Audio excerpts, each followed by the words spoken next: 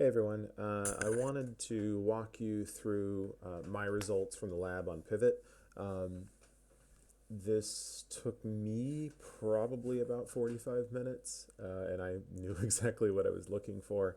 So I don't feel too bad if you weren't able to get through this. Don't feel too bad if you're not exactly sure where any of this is coming from. This is the sort of thing where if we were in class working together, I think we could have made this work really nicely. Um, but at the same time, I'm not gonna. That's just not the reality of where we are. So I'll do my best to teach you what I can. If nothing else, please have watched the videos. Please have understand what I'm talking about, where I got all these numbers, what all this stuff means.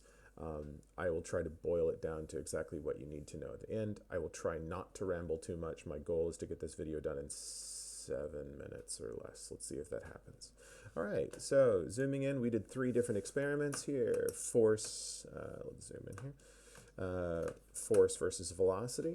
So I made things go faster or slower and saw how the force changed. Force versus radius. So I kept everything the same speed, kept everything the same mass, but then just changed how big of a circle I was making it go in, and that changed the force. And then force versus mass. I just put heavier and heavier masses and saw how that affected the force. Let's go backwards, as I think we're going to go out of order here because I'm going to go from easiest to most difficult. So force versus mass was pretty easy when I go ahead and put the numbers in here. As I increased the mass, it increased the force. In fact, it did so nice and linearly, which is actually something we've expected. We've seen a graph like this before with our Atwood's machine. Now I did end up getting this equation down here, and we'll go through that equation in a bit, but nice linear relationship between force and mass. Force and, let's do force and velocity for next. So force and velocity, now here's one of the things that took me like 10 minutes to work out. My numbers kept coming up bad and I couldn't figure out why. And it was because I wasn't calculating velocity correctly. Remember, velocity, we're moving in a circle, right?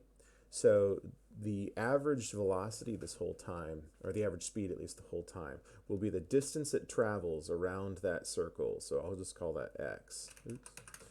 I'll just call that x divided by the time that it takes to go around the circle. That's the period. We'll call that t. The problem is I was just using the radius as x. But this thing doesn't move around a distance of the radius. It moves around the distance of the circumference. So just please make sure that you multiply that radius by 2 pi so that you actually get the distance around, because I made that mistake like 3 times. Please. If you want to know how fast something is going, just make sure you multiply the radius by 2 pi before dividing it by t. If you don't, then you'll end up wasting your time like I did. All right, so back here.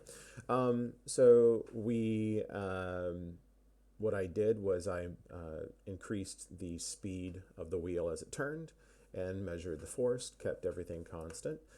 Here you see I calculated these velocities, and I did calculate these properly. When I first did this, you see this nice upwards parabola shape, so not linear. And because it's not linear and it is an upward shaped parabola, I wanted to linearize it. So the way you linearize an upward shaped parabola is you square the x-axis. So that's what I did over here. That's this column right here. And when I did that, we ended up getting this guy. Nice and straight. Look, we get this pretty equation right here. Wonderful.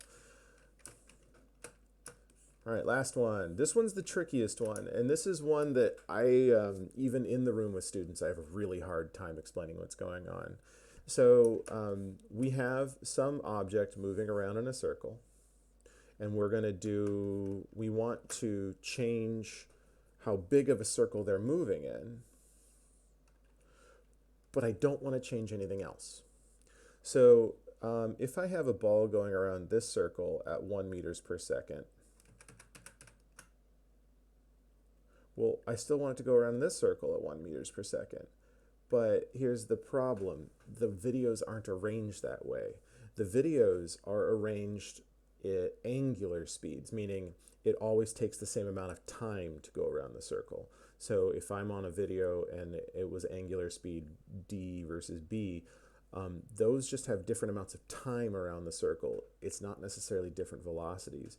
Or similarly, you can have the same exact time around the circle and have, but because you have different radiuses, this is going to have different velocities.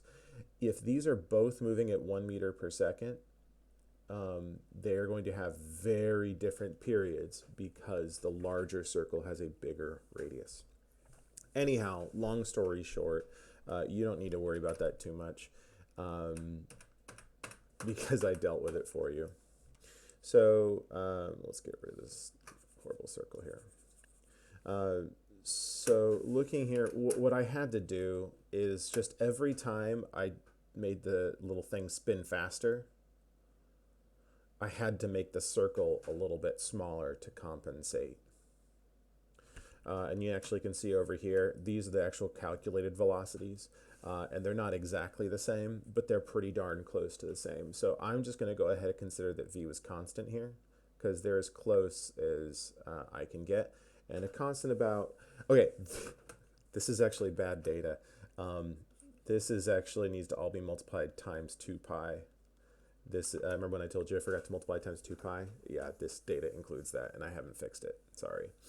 It doesn't affect our overall graphs over here on the right, but it does affect this value. Yeah, and I fixed it up here. You see up there the 0.62 is reflecting that I messed up the 2 pi. Anyhow, so what we did here is we just plotted the radius versus the force.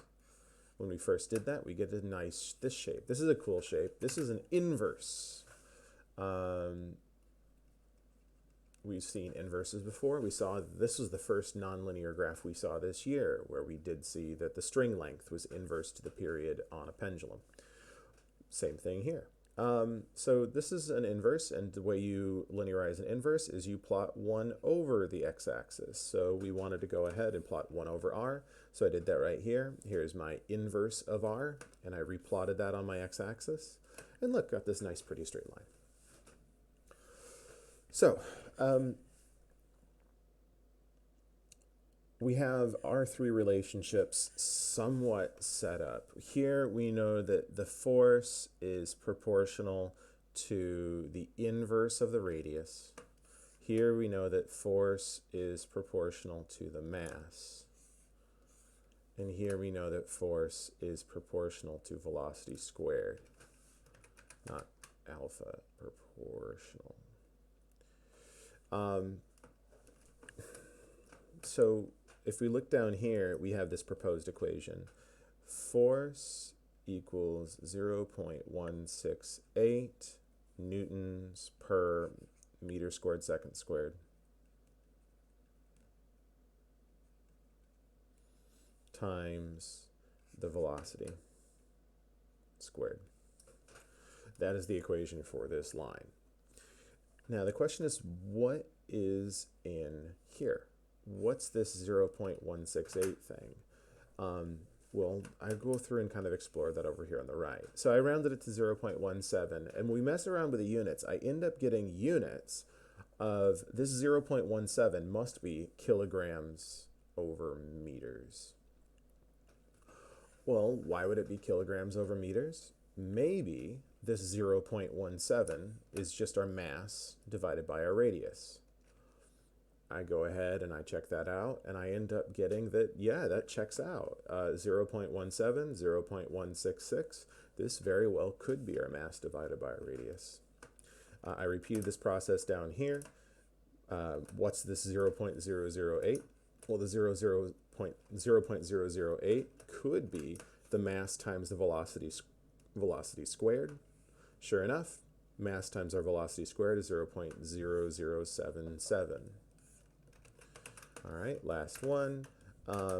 What's this 1.3? Maybe it's our velocity squared divided by our mass. And sure enough, it works out to be 1.3 as our velocity squared over our mass, 1.3. 1.3. Long story short, it really looks like these three relationships are the three things that we need to know in order to relate the mass, velocity, radius, and force for an object moving in a circular path. And when we put these together, we get this nice, pretty equation. I've written it out two different ways, and here's why. Okay, so real fast. Review, right? Acceleration is equal to force times the inverse of mass, right? This can get rearranged to F is equal to M times A. Well, see this M and this A? That's an M. So what's this? This should be A then. So when we have an object that's going around in a circle, it is accelerating. All right, that's because its velocity is changing. Well, how much is accelerating? It seems to be accelerating this much. This must be our acceleration, v squared over r. I was debating on telling you that or not. It happened, so whatever. Anyhow, this seems to be the relationship that we need. I'm going to do a rundown, an example video, so I'm not going to belabor that point here, but this is actually the one equation we really need for moving forward on this model. Like I said, I'm okay if you haven't gone through the entire lab process, as I'd at least like you to check out some of the videos so you understand where these numbers came from, maybe try to plot a couple of them yourselves, and just really convince yourself that I didn't make this all up. I promise if I had, I wouldn't have screwed up those numbers as much as I did. Well, actually, I probably would have. And ultimately, this is where we're ending up with. Expect some practice on this later today. Oh, that's like 11 minutes. That was horrible. Sorry about that, guys. Have a nice day.